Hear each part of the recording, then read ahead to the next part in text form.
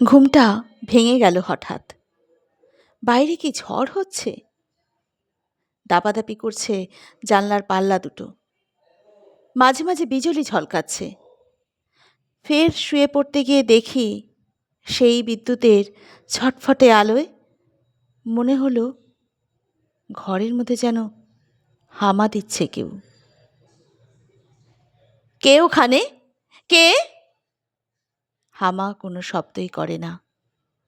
উঠে আসি কাছে, আবারও জিজ্ঞাসা করি, কে আপনি? কি চান?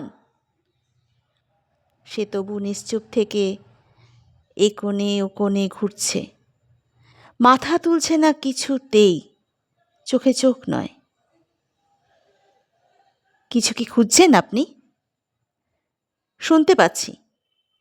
খুঁজছি ঠিকই, খুঁজতে তো হবেই, পেলেই বেরিয়ে যাব নিজে নিজে হেঁটে।